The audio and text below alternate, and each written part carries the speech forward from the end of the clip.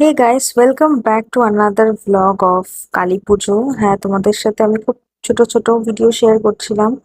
তো তোমরা সবাই জানো, যাদের বাড়িতে এরকম একটা অনুষ্ঠান পুজো পার্বণ থাকে আর যখন সমস্তটাই তোমাকে অলমোস্ট তোমাদের ফ্যামিলিকে মানে একদম নিজের ফ্যামিলিকে একা সামলাতে হয়, তো ক্ষণে ক্ষণে ভিডিও করা, সবটা ক্যাপচার করা একটু ডিফিকাল্ট হয়ে যায়। তো যতটা পসিবল হয়েছে আমি তোমাদের সাথে শেয়ার করেছি।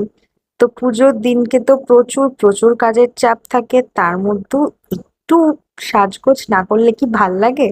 তো যাই হোক, প্রায় 1:30 বেজে গেছিল ঠাকুর আনতে আনতে, কারণ আমাদের প্যান্ডেলের লাইটের যেখানে মাকে যে মণ্ডপে বসিয়েছি সেটাই ততক্ষণে রেডি ছিল না। এরপরে তো বাড়িটা এত সুন্দর করে লিটারালি 2.5 দিন ধরে সাজানো হয়েছিল।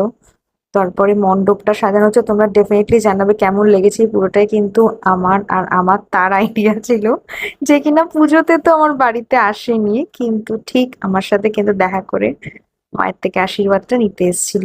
তো দেখতে দেখতেই আমাদের যেহেতু বুধবার পুজো ছিল, তো বৃহস্পতিবার দিন আমরা বিসর্জনটা দিইনি, তো অবভিয়াসলি মাকে একদিন বেশি রাখতে পেরেছিলাম, যার জন্য আরো বেশি ভাল লাগছিল।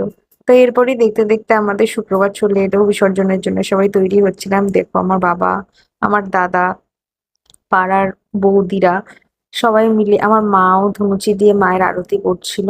আর আমি কিন্তু জীবনের প্রথমবার ঢাকের কাঠি হাতে নিয়ে লিটারালি একটা বেতালে ঢাক বাজিয়েছি, যেটার আওয়াজ অবভিয়াসলি শেয়ার করিনি লজ্জায়, কিন্তু ভিজুয়ালসটা না শেয়ার করে পারলাম না। এরপরে আমার বাড়িতে লিটারালি বিসর্জনের জন্য আমরা তৈরি, প্রস্তুতি পর্ব শুরু হলো। দেখতে দেখতে মাকে নিয়ে যাওয়া হলো, আর অপেক্ষা রইলো আরো একটা বছরের। Tata bye.